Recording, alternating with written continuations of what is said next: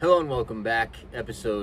Season 2, episode 14, Ecuador Insider Podcast. Thanks for tuning in. Jesse Bayer, Ryan Pemberton, Carl Marsan.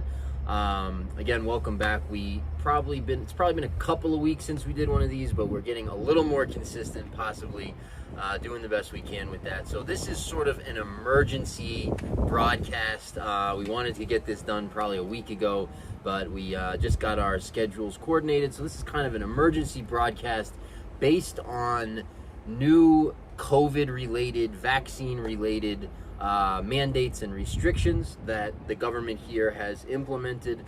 And so we're just going to kind of have a, definitely round table is the wrong word for this configuration, but we're just going to have, sort of a free-flowing conversation and just kind of give our thoughts on what's going on and, what might happen and where things are headed. And a lot of this is opinion. So, take it for what it's worth. We're just giving our thoughts and our opinion.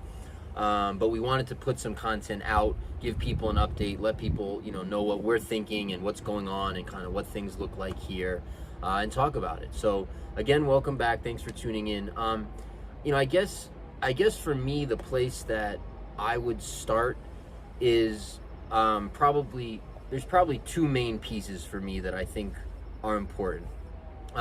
One is that we've seen over the course of these last couple of years, and again, we're not making value judgments here, right? So some people might want there to be mandatory vaccines. Some people might be against that. Some people, might have a degree, and there's lots of different opinions here. Leaving out, our opinion on whether that should or should not be the case. We all have our own, of course. But leaving that out of it, I think it's fair to say, regardless of what side of that you come down on, I think it's fair to say at this point, there is a global interest amongst governments of the world to implement some sort of mandatory or semi-mandatory or close to mandatory vaccine, right? We're seeing that all over the world, and Ecuador is no different. So, just sort of as we finished all the flowers and roses sort of pods about how we're really looking good here for that sort of stuff, that we don't think there'll be anything mandatory. Ecuador all of a sudden just kind of announces overnight we're making everything mandatory, including travel, including getting in and out of the country, making it mandatory to get vaccinated, and they just kind of have left it there. Now, from there, there'll be all kinds of legal battles and all kinds of fight. The fight is just beginning, and so we'll see where this thing goes, and we'll all give our thoughts on that. But the point I wanted to make is that this is something that's happening everywhere. So it's not a surprise, that Ecuador is added to the list of countries who's trying to do something of this nature. I guess for me, and I don't want to jump the gun too much, but I guess for me, I do take some solace in some other things that are going on that we'll talk about.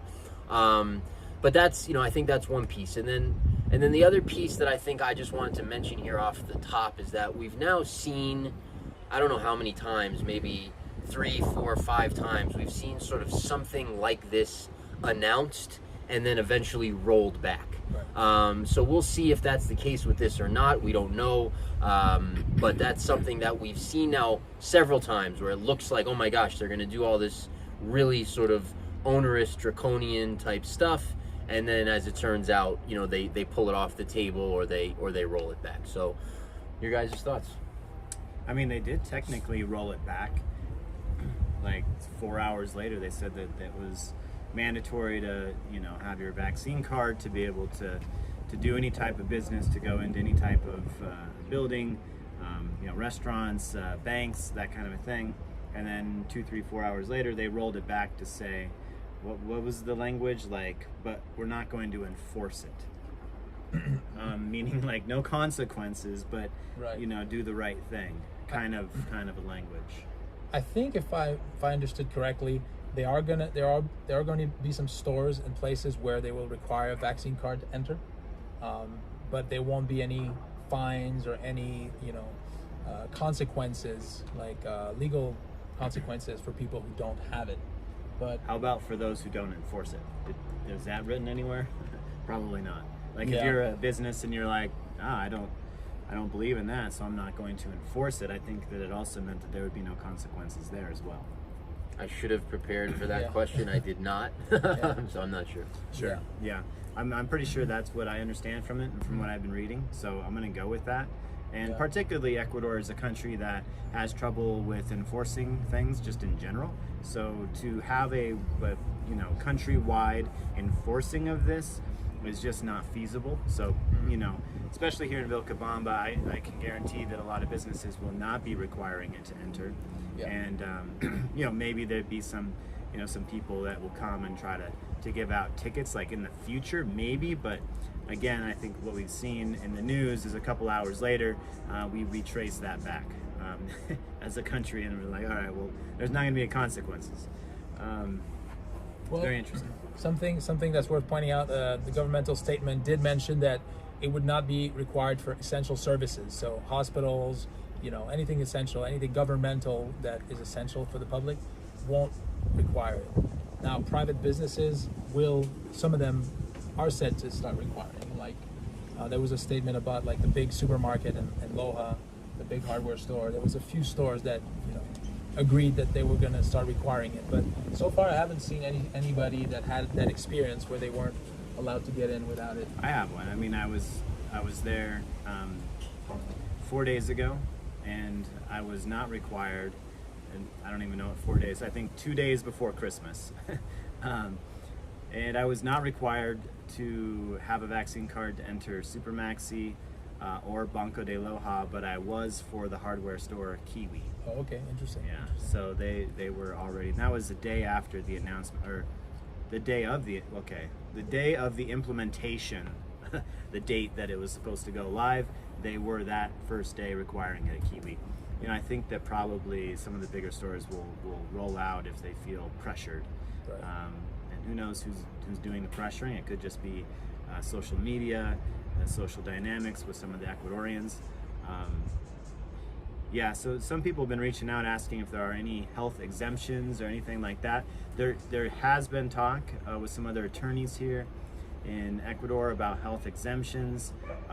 There could be health exemptions in the United States, I'm not sure. Feel free to reach out to me at ryan@abecuador.com for all of the latest information, as who knows when you'll be listening to this, and some things might have changed. So if you feel like you're due an exemption, maybe you qualify, I don't know. Feel free to reach out and I'll let you know. Jesse, you kind of know a little bit more about this from a standpoint of what expats in Vilcabamba, I think, are doing. Not all of them, there's just a group of expats who are freedom-loving, sovereign people who, believe that you can't force me to vaccinate myself, and so they're trying to fight this on a level of taking it to Supreme Court because it goes against the Ecuadorian Constitution. I think maybe you were taking some solace in that, yeah? Yeah, I mean, so again, right, the history of this, and it's not even as it relates to COVID and like that stuff. I remember, going all the way back to 2014 when they were trying to do the inheritance tax and the capital gains tax. It was, one of many situations where there's an announcement, sort of a implementation or semi-implementation, and then a removal. And then we've seen it with the COVID stuff, a whole bunch of times. We have. So I think we're very much in a wait and see time here. It's very much a to be determined situation. What we saw going back to 14, and when we saw a number of times with COVID, is it's like they'll make an announcement that sort of elicits a reaction, a behavior, and that may or may not be sort of some of the goal of the announcement, is to get the behavioral response as opposed to actually have it be permanent, because there is a very strong case to be made that it's very unconstitutional and won't ultimately survive, but we don't know. So we have to see what people do. We have to see what the courts do. Certainly here locally, people are not going to go along with this, in large numbers. So, if you can get here, which again, you can reach out to Ryan and these guys and chat about how to do that if that's an issue. But if you can get here, I think this area remains sort of a safety zone, so to speak, Yeah. for folks who are not wanting to go along with mandates and that sort of thing. And overall, we'll have to see how it goes. I'm very confident. I think I think in general the culture here is not one of tyranny, overall for anything, and people here respects people's rights to their life and their choices, and so on and so forth. So I'm pretty confident. We'll see what happens again in the courts and all that. Ultimately, I also take solace, Ryan, in what you said in the sense of a lot of things here are just not as organized, and so the implementation of anything is usually not as efficient as we might see somewhere else. And we'll see what happens. So I was gonna say, when quarantine lockdowns, all of that started to happen back in April of 2020, Ecuador was one of the first countries to lock down in place and keep people from leaving their homes, except for going to the hospital or something like that. And then the rest of the world really followed suit. I think Ecuador could be on the same track of implementing this and it kind of being a shocker, but the rest of the world following suit. We do see it in the U.S. in a few different cities trying to implement in various ways to be able to go out to bars and restaurants, etc., theaters.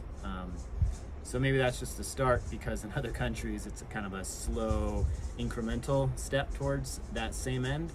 And here in Ecuador, that's not how the government moves. They go shock, retrace, shock, retrace. And I don't know. If it is to be something that in due time the U.S. requires it, you can't go to grocery stores. I'm just thinking for my family, where do you get groceries at that point, especially during the winter? So to be in a place like Vilcabamba, where we have a year-round growing season and vendors here and plentiful amounts of food just flowing, you're gonna be able to get your hands on food no matter what, and have a thriving community to hang out with, which we're doing great things, having a lot of fun, and so some dynamic times there to be had. Again, if you can make it here through exemptions or what have you. Those are some of my thoughts. It's a little touch and go here, and I know that some people, a lot of you guys have been reaching out and just being like, dang, we were coming down, but now we're not so sure if these are the types of restrictions that your country is going to have. But really, to Jesse's point, it's a lot louder than what it really will be here on the ground, real time.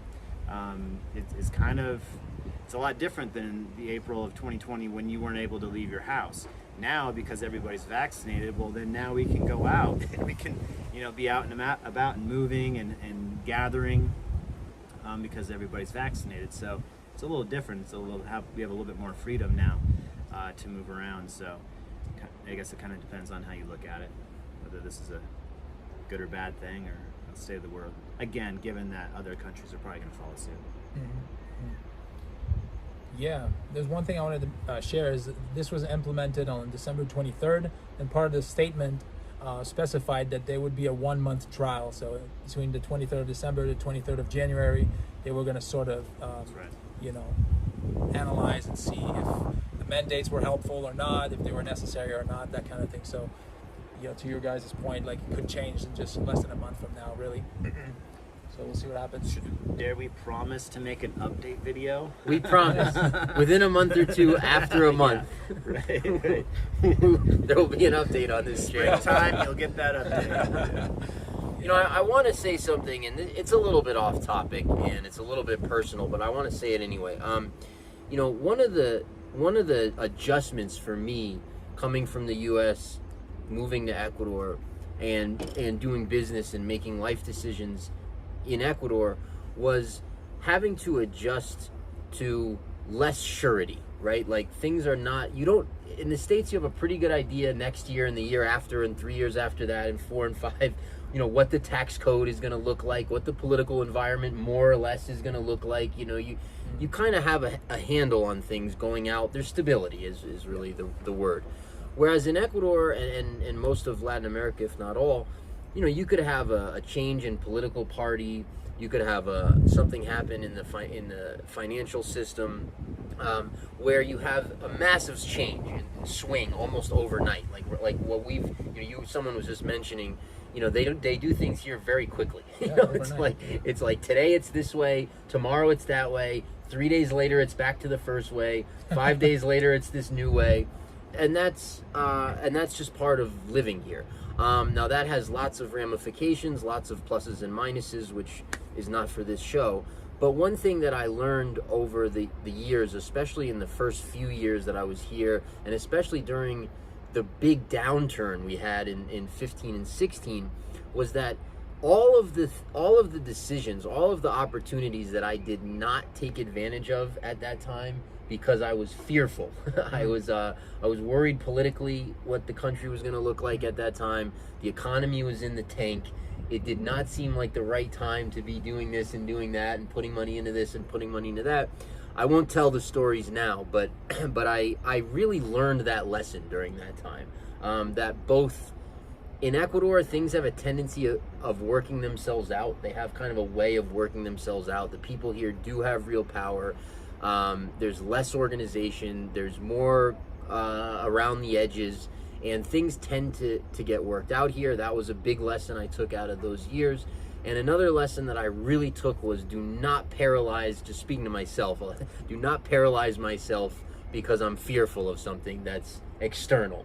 So this is personal, stuff. I wouldn't give advice to anyone based on that, whether they should move to Ecuador, come here, not come here. And, this might sound sales pitchy because we're a real estate company, but I will tell you from my personal life, I really have discovered that if you have a dream, you have something that you're trying to accomplish, go and do it.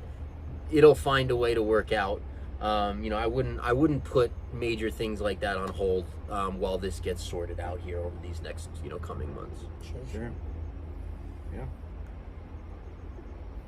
Anything else before we wrap up the emergency pod? We'd be remiss if we didn't say Merry Christmas, Happy Holidays, and all that good stuff to those of you celebrating. We're down here. Today's 27th, something like that. We've had a string of beautiful sunny days. It's been a nice holiday time of year. And so Merry Christmas. Anything else before we shoot out of here? No, I think we wanted to keep this one short, just get more people watching it, keep everybody updated. So we'll look to bring you more content soon. I know a lot of you have been asking for us to make certain content videos to help you along the way. So perhaps starting the first of the year, I'll get back into it and start producing some content for you guys to enjoy. Carl's been crushing on his vlogs, and leave in the comment section what you'd like to see from Jesse. Maybe you can get back to some of his daily vlogging. He likes to showcase the area, and we'll see what we can do for you guys. So yeah, that's it. That was good side door peer pressure. I appreciate that. Yeah. I can appreciate that. That was a good tactic. Right on. Good stuff. All right, guys. Well, we appreciate you guys tuning in. Please subscribe if you haven't already. Hit the like button and smash that bell so you get notified on the next video that we upload. Talk to you guys later. Peace.